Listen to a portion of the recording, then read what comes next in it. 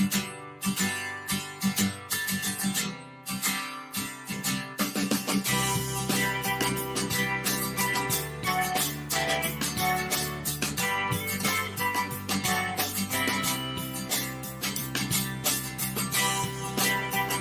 in Santa Cruz, we are celebrating. It's the 35th anniversary of Food Not Bombs.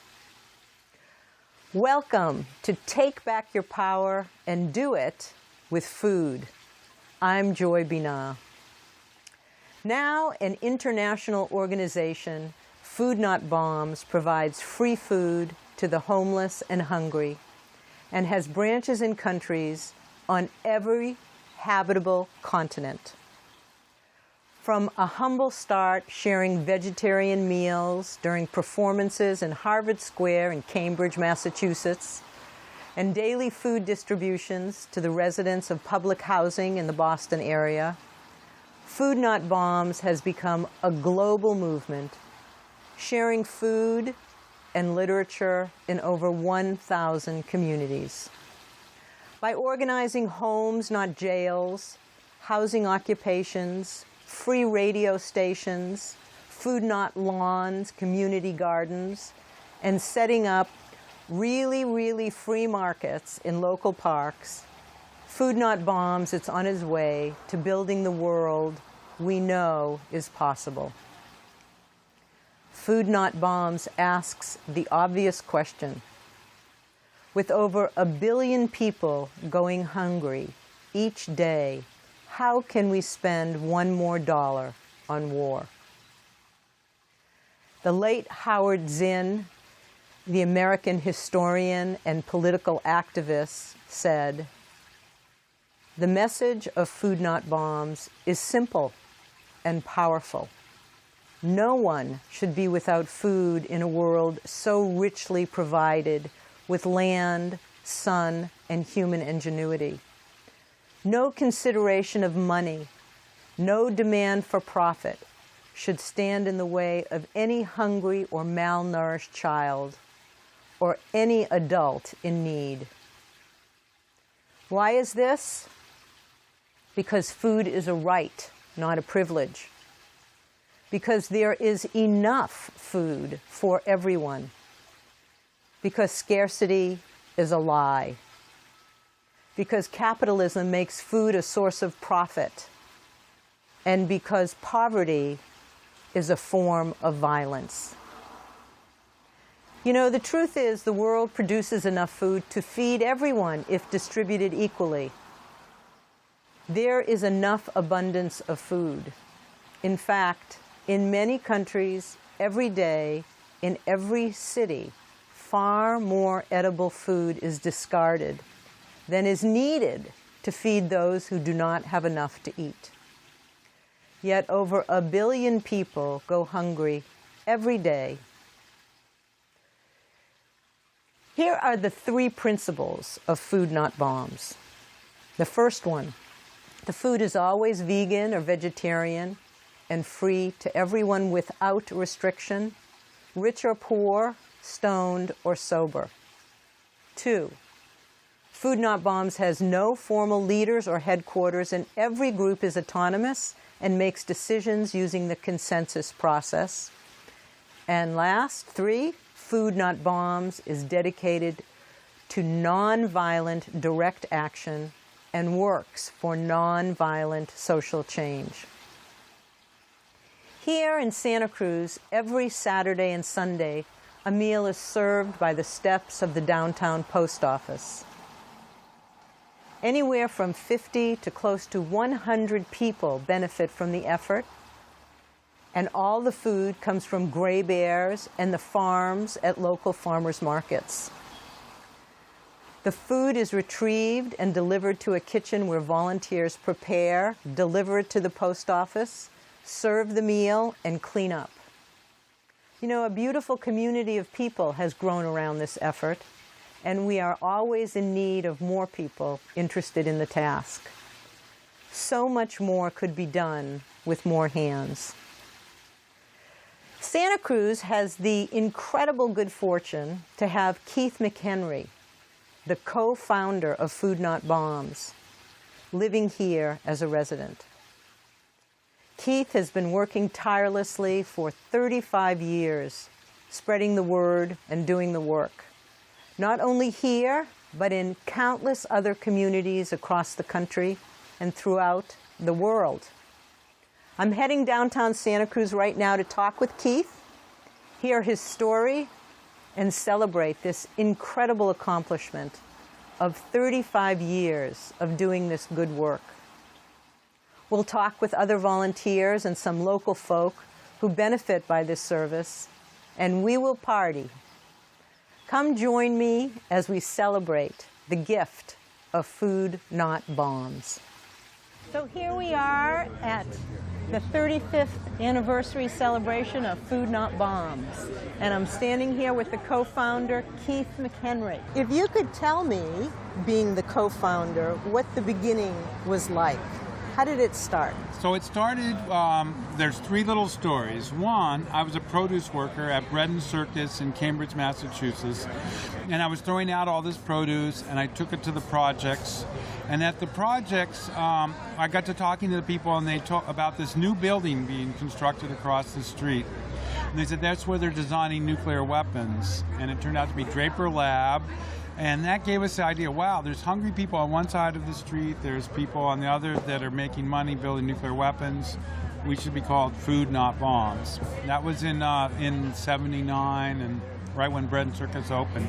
And then on May 24th, 1980, which this is the 35th anniversary of, a friend of mine, Brian Feigenbaum, was arrested at Seabrook Nuclear Power Station, and his best friends, which was me and 7 others, we decided we'd organize a group to defend him, and that the first thing we would do is bake sales to raise money for his legal defense. And so we planned that evening and started doing the bake sales, but they were not very successful. And so around that same time, I had a moving company called Smooth Move. I moved this family, and they had a poster that said, wouldn't it be a beautiful day if the schools had all the money they needed and the Air Force had to hold a bake sale to buy a bomber. So we bought some military uniforms, went out and did our bake sales with the sign trying to tell people we were trying to buy a bomber. That's where that came from. Yeah. So then, after that, we decided we would protest the Bank of Boston because of their investment policies in Seabrook Nuclear Power Station by dressing up as hobos, making soup out of the food that we collected from Bread and Circus and other places, and that we would set it up in front of the stockholders meeting at South Station in Boston. So that night we got worried that we had this huge amount of vegan soup but nobody to eat it, so we went to the Pine Street Inn, which is one of the few shelters in Boston. I gave a speech from about midnight to 12:30 about why we're having this protest. The guys were so excited, wow, a protest like the 60s. So then we, because of that, they showed up the next day, and we were hanging out with guys from the inn, with business people coming out of South Station, with stockholders, with our friends from the activist community. And the homeless guys were like, man, you should do this every day because there's no food for homeless people. And that was just when homelessness started to become a problem because Reagan had just gotten elected and so on. And so that night we decided to quit our jobs and do nothing but collect food, give it to people, in those days mostly at housing projects, and then do street theater with free meals, vegan meals on the streets at Harvard Square, at Copley Square, Boston Commons. And that started the original Food Not Bombs. Tell us, Abby, how you got involved with Food Not Bombs. What motivated you to do this particular kind of service? Yeah. So I'm kind of new at being an activist. Occupy really touched my heart. I was hoping there'd be a change for the world. And I was disillusioned and sad, but I didn't stop becoming an activist. So what I found out about during that time was about Food Not Bombs. And what was so cool about Food Not Bombs is you can be an activist, still get across things you want to get across, and actually feed people. So at the end of the day, at least you've done something. Some people got fed that might have been hungry. So that's how I got involved about 2 years ago. And how difficult was it initially to retrieve food? It was really easy. Right off the bat? Right off the bat. So my plate, because of Bread and Circus, I was the produce manager or the produce worker. I would have all this produce, and I just got boxes every day. Yeah. And then it turned out in those days the tofu companies didn't know about how to make stuff with scraps of tofu. So we would get 4 or 5-gallon buckets of scraps every couple of days, and we'd make tofu smoothies. We'd make all this stuff. So we got that. We then Panera, it was Oba and Pond, which is part of Panera Bakeries. Yeah. That guy was really cool. He now has this mega corporation, and they would give us like the day old bread there. Warburton's in Harvard Square would give us day old bread. Yeah. Erewhon over in Brookline would give us food. The food co-ops gave us food. Haymarket gave us food. We'd go down there every Saturday and get like stuff at the end of the Haymarket Square. We had so much food, it was incredible. Yeah. So how did it move from Boston to all over the entire world? Well, what happened was I moved to San Francisco in 1987, and by 1988 I started a second group. I actually got a grant from American Peace Test to feed the protests at the Nevada test site, and I used that money to buy the pots and pans and the tables and equipment to start the San Francisco chapter. Went out and we did the meal at the Nevada test site, and then came back and we started every Monday from noon to 2 at Golden Gate Park. Oddly enough, we requested a permit, and that got us in trouble, and the police came out and arrested us on August 15th, 1988. And that was on the local newspaper, the Chronicle and the Examiner, big photo of riot police guarding the food. And then from that, people contacted us, they wanted to get involved. So the next week, a huge number of people showed up, and there was something like 24 arrests, and CNN had just started about a year before that, maybe a year and a half before. So it got worldwide publicity of us being arrested for sharing food, and all these riot police there, and it was real crazy. So then people started writing us letters and calling us from all over the world, and I made a flyer called 7 Steps to Starting a Food Not Bombs, based on the notes I had taken on how I started San Francisco Food Not Bombs, because I realized, I never really just started a group from scratch. I kind of evolved into a group with my friends in Boston. And so that flyer I would mail to people, and I've slightly updated it over the years once they invented Twitter and MySpace and stuff like that. So I've added those kinds of details, but it's basically the same flyer as I handed out, started mailing to people before the internet in 1988. So tell us, what is this? What have you done here today for the 35th anniversary? Yes. What kinds of things are available to people who show up? Over on our little past you, there's the free showers over there. So people can come, and I already saw one person taking a shower there. It was great. He came out, and he was out and said it was so exciting to take a shower. That was really cool. We have shampoo, we have towels, we have soap. And we were going to set up 2, but I'm not sure how much it's going to get used, but at least we have one person. There might have been more people using it. We have at least one person, maybe another person giving out free haircuts. And we have a barber chair someone donated. Tons of produce. All this is produce given away. Yeah, so I ended up facing 25 to life in prison under the California 3 Strikes Law in 1994. The district attorney, Arlo Smith, when I settled the case, he claimed I'd been arrested 94 times for sharing free food, many of them in violation of a court order. It was 43 counts of felony conspiracy to serve food in violation of a court order. And he claimed that I did 500 days in jail, so I got 500 days credit time served. When I settled my case, I got convicted ultimately of assault, battery, strong-arm robbery in a case where a man by the name of Nick Ramel attacked me in a phone booth at City Hall. He was the Mayor Frank Jordan's film commissioner. And this was part of an ongoing campaign to drive us out of public and to keep us from sharing food. So bottom lining basically means that you're responsible for the meal from start to finish. So we arrive before everybody else, and that's when we meet you in the morning, who you're so wonderful to drop off all the food and also go to the farm afterwards.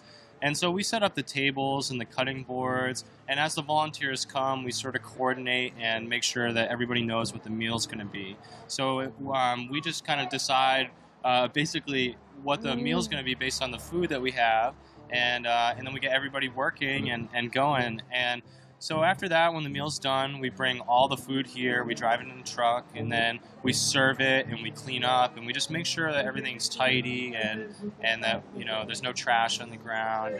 And I have been like basically all over the world, and the most recent visits were in Indonesia and the Philippines and Mexico. Yeah. And when I got to the Philippines, I was really amazed. And what they do there is they not only, so they share like a tofu breakfast in the morning, and mostly children come with their parents, but lots and lots of kids. Then they do an art class where they all like draw pictures. The most recent photos I saw of that were the carrot and the fist logo. They actually changed all the children put different vegetables and fruits and stuff in all these like in the fist. It was really beautiful, and colored them in. And then they do an art show that, while the Food Not Bombs volunteers are cooking the meal. Yeah. And they talk about their art, and then at the end of it, they bring out all the food and everybody eats. And they do this like all in about 30 cities in the Philippines. Oh. I went to Indonesia, and I visited like 4 chapters, and then I come to this one Food Not Bombs group, and they do things like they're feeding. There's protests to defend traditional markets because they're trying to make it into malls and stuff like that. They're trying to stop like coal mining and clear cutting, and there's a lot of activity like that. I get to this one Food Not Bombs group, and they're telling me, wow, why did you only visit like so few groups in Indonesia? We have groups in over 100 cities. And they read off like, well, in Java there's this many groups, in Sumatra there's this many groups. And then recently I get a woman that's making a documentary about Food Not Bombs. Her husband went to Cambodia for a film workshop, and this person had a documentary about Cambodian Food Not Bombs. I found out there's a Burma Food Not Bombs. I went to Reykjavik, Iceland, and the people there were telling me that the meal on Saturdays evolved into a march to the Parliament building that ultimately overthrew the government, and they had arrested or charged the president, who was also the head of the National Bank, of fraud and everything, and they made a new constitution, not the Food Not Bombs did, but this whole thing torpedoed out of some conversations apparently at the Food Not Bombs table every Saturday in downtown, about 3 blocks from the Parliament building. Isn't that amazing? Crazy. Yeah. So Africa, the same. It's just, I did food in St. George's Cathedral in Addis Ababa, and hundreds of people waiting for us, and it's just incredible, all these things that wherever you go. For me, it was the only healthy, warm, and full meal that I could rely on, because I have different food sensitivities, and being completely financially broke, it was really hard to pay for gluten-free items or vegetarian kind of food. So when I came, I would come pretty hungry. I had all my children with me. I was homeless with my 4 kids. And we'd come and we'd see Food Not Bombs, and I feel like immediately we were just comforted. Everyone was so beautifully nice, so giving, so warm. And we would come and we'd eat a very delicious vegetarian meal. And we look forward to that every Saturday and Sunday. So I always told myself, I said, when I get housed, if I ever do get housed, I'm going to use my kitchen, and I'm going to buddy up, or I'm going to help them in any way I could, physically, whatever it took. Yeah, so tell us what happened. I sure did. I got housed in November. And we got a little townhome right up the way. Yeah. And I've utilized the space that I have to help and give back. Right away, I went into January 1st making Angel Love Army. And that little project that we got going is something that assists anyone with anything. There's really no limitations. If someone says, I need help, I'm going to figure something out. And if I can't do it myself, we will guide and direct them to the right resources. Yeah. What a testimony of the generosity Yeah, of the human it's heart. been- You have demonstrated. It's a It was privilege like to a be here with dream you. for me. So when I finally did get housed, I said, that's what I'm doing. Yeah. And we've worked on, this is what we've been doing regularly, is coming here every Sunday at 4 and handing out over 100 plus homemade fresh burritos, That's like right. soaking beans and cooking rice, everything homemade and slow and scratch, and putting all the love into it, and a little music on, and Yeah. we get through it, and Yeah. and then we truck it down here, and Yeah. now here we are. We're just going to keep pressing forward, and I don't go on any donations. I actually rather refuse any financial help. I know that sounds pretty weird. Most do. But I have a faith in people, and I have a faith that we're going to rise as a community, and we're not going to need to take money. I think it's okay. People need to do that, and others do it. But I'm not going to be about it. I feel like we can survive and thrive off of more of an exchange and a kind of donation that way, beans and rice, or the actual things it takes to make this happen. Yeah. So this food has just been collected today from Live Oak Market. A number of farms there donate. So this is fresh organic produce, all of it. So not only do we supply food, meals that are cooked, but families that are in need can come here and grab what they want for the week and have gorgeous organic vegetables. As a resident of our community here, can you speak to what level of importance do you think Food Not Bombs plays? Well, I think it's interesting that Food Not Bombs and Keith and Abby have really brought a kind of a social justice focus to feeding people and being out in the community and really doing the kinds of things that before I think were not accepted in the community. And I think it's because their emphasis is so much on social economic justice. I think it's something that really resonates with the everyday person in Santa Cruz. And so when they see people at the post office, as they have been for some considerable time now, feeding the homeless, feeding people who are hungry, talking to people who are less fortunate, reduced circumstances, and helping them out in whatever ways they can, I think it's really brought much more of a mainstream acceptance of that kind of activism to Santa Cruz, and I think that's really been their true value. And you've participated, you've come and you've shared food. Oh, sure. Whenever I get an opportunity, it's my pleasure, my privilege really, to come and participate in whatever way I can. As a homeless advocate in Santa Cruz, this is the kind of thing we need more of. We need to really bring mainstream acceptance to the fact that people who are experiencing homelessness in Santa Cruz are actually members of our community, and that they really can be vital and important and contributing members to our community. And I think through the social justice focus that Keith and Abby has, particularly with Food Not Bombs, that really has become something that people resonates with people, and I think it's something that we'll really build on in the future. Yeah. Oh, the bird is on the wing, and you may not know why. Come on, people now, smile on your road, everybody get together, try a love one and Tell us about the literature table that is included in all the meals, and also how Food Not Bombs has expanded to include really free markets and other kinds of actions. It's not only about food. Right, well, primarily it is, but what else? I find that it's very important to have a banner or sign that says Food Not Bombs, that you have literature that talks about all kinds of local issues and global issues, so that instead of being like a charity where you're going from place to place to get meals, you're actually coming and it's like a little miniature festival where the literature kind of encourages dialogue about social change issues. Because really, I just went to the 40th anniversary of the founding of Food First with Frances Moore Lepay, who was a huge inspiration with her book Diet for a Small Planet. And she and the people at Food First point out that there's not a scarcity of food. As you can see here, we have tons of food. And we always have tons of food. The issue is access to food.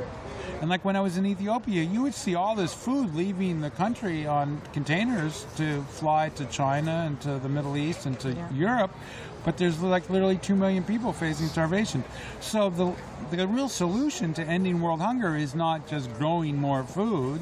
it's actually making it so that the food is accessible to people, that it's not too expensive, that it's not like all profit driven. Yes. That food, and I've read several people Facebook me in the last couple of days about how France has made a law against throwing away food. Yes. That it must be given to people to eat. That was exciting to read. It's incredible. Yeah. So that consciousness, that idea is something that Food Not Bombs is trying to promote with the literature table on the streets. But we've also done things like street performances, puppet shows, live music to bring people to the table to like talk to us. We take food to like protests, and we try to get literature. Like here, we have literature from all the different social groups that we are in solidarity with, so people find out about other movements besides Food Not Bombs. So it's like an info shop or a newsstand or something where you come and you can find out all these things about all the different, like Monsanto, the March Against Monsanto, and why we're against genetically modified foods, or anti-homeless laws, or why is our tax money going to the military instead of to basic human needs.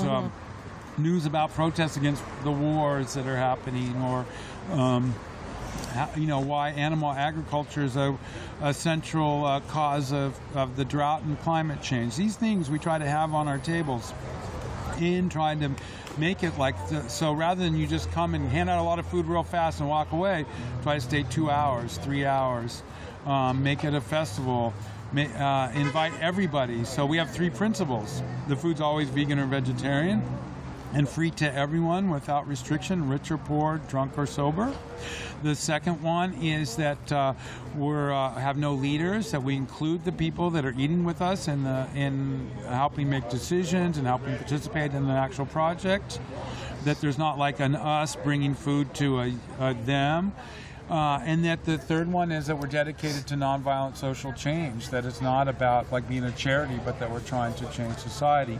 And so those 3 principles are the things that have connected all the nearly 1,000 or maybe even more than 1,000 Food Not Bombs chapters. So there's like a fist, it might not be my drawing, but somebody else's drawing, holding some kind of vegetable or fruit or something, and that those 3 principles, and that's basically what connects all of us together, and that we go out and we're trying to talk and exchange ideas with the community to try to build a transition towards a nonviolent world where everyone has all their needs met. Because we know that everyone can have shelter, everyone can have clothing, everyone can have the food that they need, and nutritious food, and that it's a matter of hoarding by the political and economic system that is denying people these basic rights. Take Back Your Power and Do It With Food hosts Joy Binah and Rita Rivera are both authors. Check out Joy's book, The 10 Most Nutritious Recipes on the Planet and a Step into Radiant Health. And Rita Rivera's book, Milks Alive, 140 Delicious and Nutritious Recipes for Fresh Nut and Seed Milks. Is it possible that Food Not Bombs will move from being a colorful subculture to becoming part of the foundation of a new society? A society of contributionism, of peace, of justice, and of well-being. Time will tell. Thank you for coming to the celebration of Food Not Bombs, and perhaps you've been inspired to join us. Start your own Food Not Bombs or donate to this worthy cause. If so, please go to the website for instruction. And until the next time, I'm Joy Binah, and this is Take Back Your Power and Do It with Food.